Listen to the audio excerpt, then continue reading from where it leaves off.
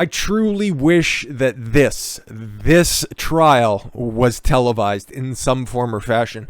Don't know why it isn't. Okay, it's state court. It's something that should be televised, but maybe because it doesn't have a jury trial, or maybe it involves famous people who are setting themselves up for absolute fucking embarrassment. But I would love to cover, at least in a little bit more detail, the Jussie Smollett trial, because this dude is a liar. This dude got off from a corrupt prosecutor who didn't want to go after him. Okay, and it's happening in Chicago, probably. And this might be a bold claim, and this might be controversial, but I think Chicago is probably the most corrupt city in North America. But it's going on there, and there are so many factors, so many big overarching factors that this case should have more attention on it. And I know that a lot of people talk about, oh, you should be covering this trial. And it's like, yeah, well, it's tough when there's no fucking video feed, and you got to go through secondhand information from a bunch of different reporters that are there in the courtroom, or at least in the viewing rooms, in order to really go deep on it. But the shit that we get that just comes out very slowly every once in a while. I think I made a misstatement because I know that there is a jury for this trial, but I was just trying to explore the different ideas as to why it's not televised. But again, if it was televised, we'd go ahead and we'd have all this stuff cleared up. But here's something that we have, okay? Man who worked with Jussie Smollett, one of the brothers that beat him up, that were wearing MAGA hats and had a noose and a bucket of bleach, and yelled at him that this was MAGA country, and also were each paid off like $5,000 to beat him up. Anyways, tells court that he was recruited to fake beat up the disgraced actor. Yep. The fact that this is the second time that he's going through this fucking trial, this makes my blood boil, because this should have been done and dusted a fucking year ago. But Chicago's going to be corrupt. Man who worked for Jussie Smollett testified Wednesday that the former Empire actor recruited him and his brother to fake a homophobic and racist attack on him in downtown Chicago nearly 3 years ago. Right, that was January of 2019. What a fucking year that was. Just before or just after Trump's first impeachment was getting... right, that was a year before. Jesus Christ, time just melts together. Abimbola Osundario, I think I got that right, said Smollett asked him and his brother to fake beat him up and instructed them how to carry out the January 19 hoax. Smollett planned a dry run and gave him a $100 bill to buy supplies for the staged attack. Well, that's a lot of cash. Did he get to keep the change? Did he testify to that? Osundario said. He said that he and his brother agreed because Osundario, who worked as a stand-in in Empire, felt indebted to Smollett for helping him get his acting career. Okay, so he took advantage of them. What a dick. Smollett, famous French actor, 39 years old, is charged with 6 counts of felony disorderly conduct for making up what prosecutors say was a false police report. You don't say. 6 counts, though. What does he actually face? Like a prison sentence-wise? We're going to get to that, I guess. 1 count for each time he gave a report to 3 different officers. Ooh, God, that sucks. The Class 4 felony carries a prison sentence of up to 3 years, which I'm sure he'd love to serve every minute of that. He is gay, by the way. But experts have said if Smollett is convicted, he would likely be placed on probation because actors... There is a 2-tier justice system, and it doesn't properly affect everybody that's out there. Just not for the reasons that you see all of those stupid, well-funded protests that are attended by a lot of different disruptors from about the country, what they would like you to believe, and ordered to perform community service. He might also, recommend that he serves every minute grabbing his ankles. Smollett's defense attorney said he was a real victim and that his brother's accounts are unreliable. I don't know about that. Osundario said that a few days prior to the attack, Smollett showed him some hate mail he received at the Empire studio. Okay? Jurors viewed the note, which included a drawing of a person hanging by a noose and a gun pointed at a stick figure and the letters MAGA. Oh my God, is this the made-up letter that Smollett made as well? That's interesting. An apparent reference to then President Donald Trump's slogan, "Make America Great Again." I know, right? And they also said that it was MAGA country, so obviously that it's just so weird how his attackers would send him hate mail days before and then also use the same type of of rhetoric when he went down there on the coldest night in Chicago history when he was going out at 2 o'clock in the morning to get a Subway footlong sandwich because I guess the footlong that he received earlier in the night wasn't enough. Anyways, he said a few days later that Smollett sent him a text message asking him to meet up on the low, as they say in the community, which he took to meet in private about something secret. Osundairo said when they meet up, Smollett asked him to beat him up and asked him if his brother could help. Was that his fucking kink or something? I was confused. I looked puzzled, Osundairo said. And then he explained he wanted me to fake beat him up. He's like, well, that's going to be about 350. And Osundairo said that prior to the staged attack, Smollett drove the brothers to the spot where the attack would occur, and they decided the men should throw bleach on Smollett rather than the original plan to use gasoline. Oh yeah, get it? Because bleach would turn him white. Just fucking piss on him or something. Well, maybe that was probably discussed, but then they're like, no, that's probably a bit too obvious. He also said Smollett said a camera in the area would record an attack. Wow. Don't believe these guys. What, they have too many details? He wanted a camera to catch it, Osundairo said. Then what? Okay, listen, if this was supposed to be like a big hate attack, why would you hire 2 African brothers? I'm not saying like brothers with an A. I'm just saying this is like the dumbest plan ever fucking thought about. Earlier Wednesday, a Chicago police detective testified that Smollett appeared troubled when he told the police when he was told that a surveillance camera did not record the alleged assault. Oh fuck, so he did this all for nothing? Did he immediately ask for a moment to call the bank so he could cancel a couple of checks? Chicago police detective Kimberly Murray said that she interviewed the former Empire actor the morning of the attack and told her that he had been assaulted by 2 men, one white and wearing a ski mask, and the other that he couldn't see. What, because he couldn't confirm that Osundario's brother was actually his fraternal brother, as he was returning home after buying a sandwich. Murray also said Smollett told her he had received a threatening phone call days earlier. Oh my god, did you record it as well, or was that not caught on camera? But he refused to hand over his cell phone. Right, yeah, because he feels like he's in such a big threat for his life that he needs to cling fast to his cell phone. And refused, yeah.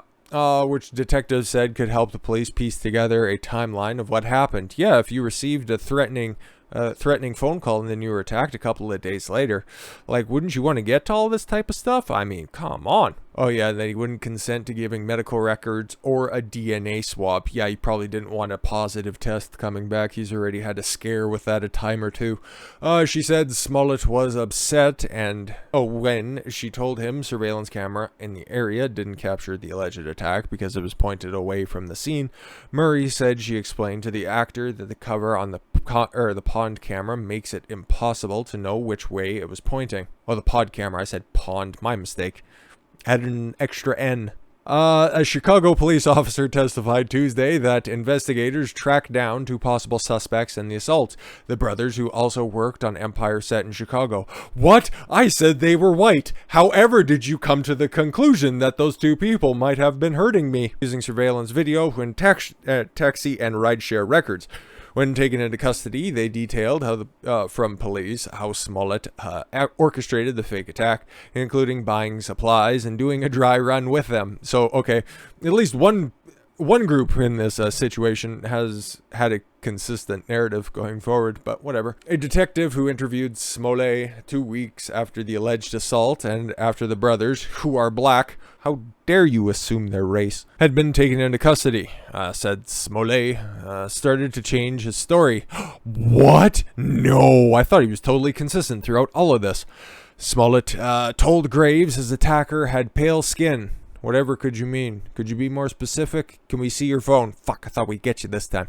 When he previously said he was white. Yeah, so it went from being white to pale skin to eventually, like, from the deepest, darkest parts of Africa.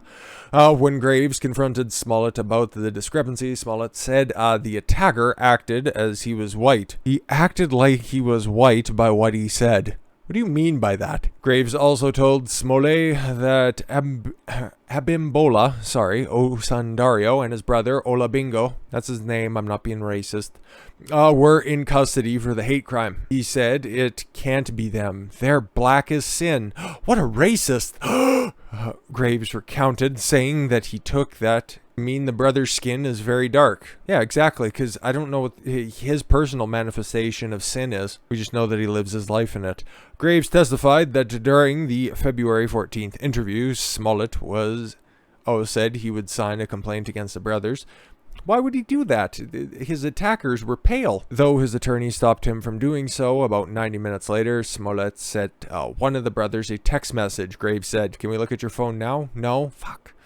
"Brother, I love you. I stand with you," the message read. "I know 1000% you and your brother did nothing wrong and never would. I am making a statement so everyone else knows that they will not get away with this. Please hit me when they let you go. I miss your warm embrace. Oh, I'm sorry. I'm behind you fully." No, that's probably what another $500 request is, for them to be fully behind you. Graves said he concluded Smollett had lied to him. No! Come on, he seems like an upstanding citizen who doesn't change any of his stories whatsoever. Of course not. Defense attorney Nene Uche has said that the brothers attacked Smollett, who is black and gay, because of who he is, and suggested Tuesday that the brothers were homophobic. I think his text messages would kind of just, dispel any of that, but she's got to do something, because she's not allowed to question them. After the arrest, the Osundairo brothers told police Smollett had them stage the attack because he was unhappy about how the TV studio handled hate mail he had received. A lead detective on the case, Michael Thies, testified Tuesday. He said investigators corroborated their version of the events using GPS, cell phone records, and video evidence, and found no instance where they concluded the men were lying. So, okay, there's a lot of testimony to believe that these guys are like upstanding citizens that are telling their own story. Meanwhile, you have the defense attorney saying that no, they were bad and they just hate gay people. She would normally say racist, but it's a little bit tough to claim. Jurors were shown surveillance video Tuesday of the brothers buying supplies, including a red hat that they told police Smollett wanted them to buy to resemble supporters of then-President Donald Trump. This guy is the hackiest hack that ever hacked. And a piece of clothesline, police said, was fashioned into a noose that he was still wearing when the police came initially to respond to the alleged attack.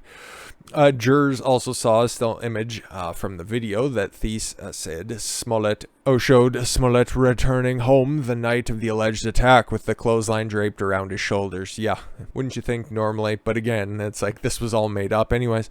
The clothesline was wrapped around his neck when officers arrived. Thies said, leading detectives to believe Smollett may have retied it. Yeah, it probably fell off a couple of times. Or maybe he just retied it multiple times because he's also into autoerotic asphyxiation. Uche has portrayed the Osundario brothers as unreliable. No, why would you do that?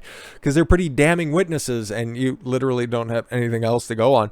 And said when police searched their home, they found heroin and guns. Okay, the brothers will testify at the trial, but it's unknown if Smollett will.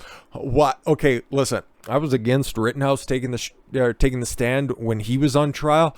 If Smollett in his fucking the brain decides that he wants to take the stand, that would be the dumbest thing ever done by anybody ever convicted of a fucking crime, and you can take that guarantee to the fucking bank.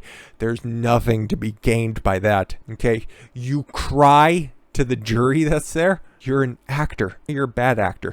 But you start to cry in front of them, you aren't going to gain any sympathy unless you're based on some of your plans here, maybe you are in just such a inculcated bubble that you might think that that's a good idea. But that's the dumbest fucking thing that could possibly be happening. Uche also sought to discredit the police investigation. Oh, see, it's everybody is corrupt except for my client. Hey, you know what? Props to this defense attorney. Discredit the police investigation, suggesting detectives ignored possible leads. Like what? Oh, those white MAGA supporters in downtown Chicago at 2 o'clock in the morning. Okay, and said the $3,500 check the actor paid the brothers was for personal training. Cool. Make him more flexible. So he could prepare for an upcoming music video and not carry out the hoax, as the prosecutors allege.